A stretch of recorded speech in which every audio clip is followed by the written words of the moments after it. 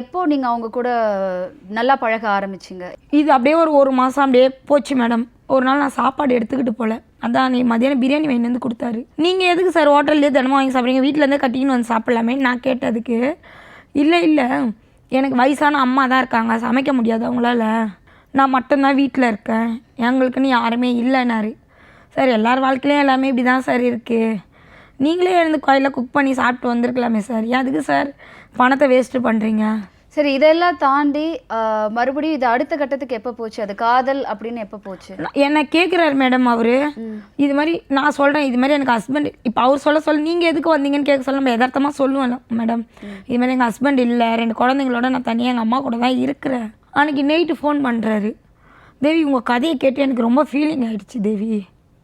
அப்போ நீங்கள் பேச ஆரம்பிக்கும் போதே உங்களுக்கு கல்யாணம் ஆயிருக்கு, குழந்தை இருக்கு, அவர் இறந்துட்டாரு, எல்லாமே அவருக்கு தெரியுமா? எல்லாமே அவருக்கு தெரியும் மேடம். இப்போ அவர் கதையை நான் சொல்லிட்டு அப்புறம் என் கதையை கேட்குறாரு, நானும் சொல்லிடுறேன் எல்லாத்தையும். ஒரு நாள் விறுவிறுன்னு வந்து தேவி உங்கள் கையில் ஒன்று பேசணுன்னாரு.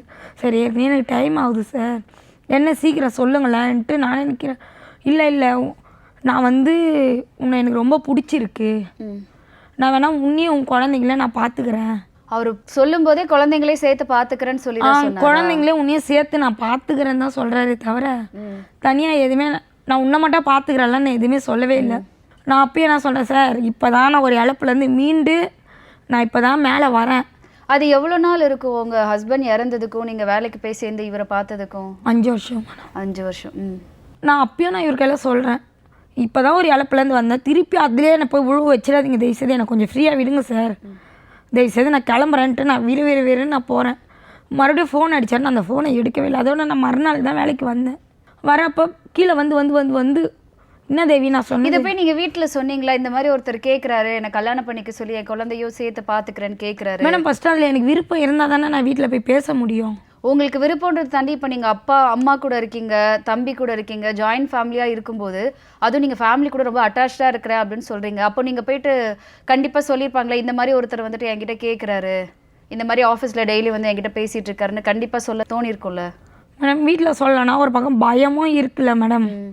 வேலைக்கு போய் கொஞ்ச நாள் தான் ஆகுது, திருப்பி மறுபடியும் இப்போ ஒரு 8 மாதம் ஆகுது வேலைக்கு போய், இப்போ மறுபடியும் இது ஒரு பிரச்சனையாக எடுத்துகிட்டு போனோமான்ட்டு நம்மளே இது பண்ணி நம்மளுக்கு விருப்பம் இருந்தால் தானே மேடம் நம்ம வீட்டில் போய் எனக்கு ஒன்று பிடிச்சிருந்தா, எனக்கு இவங்களை பிடிச்சிருக்கு, இவங்களோட தான் வாழ போகிறேன்னு நம்ம சொன்னால் பரவாயில்ல. எனக்கு விருப்பம் இல்லாதது அப்போ நான் எப்படி போய் சொல்ல முடியும்? சரி ஓகே, அந்த விருப்பம் இல்லாமல் இருந்த நீங்கள் எப்போ ஓகே இந்த கல்யாணம் பண்ணிக்கலாம் அப்படின்னு எப்போ விருப்பம் வந்து? இவர் தினமும் வந்து என்னை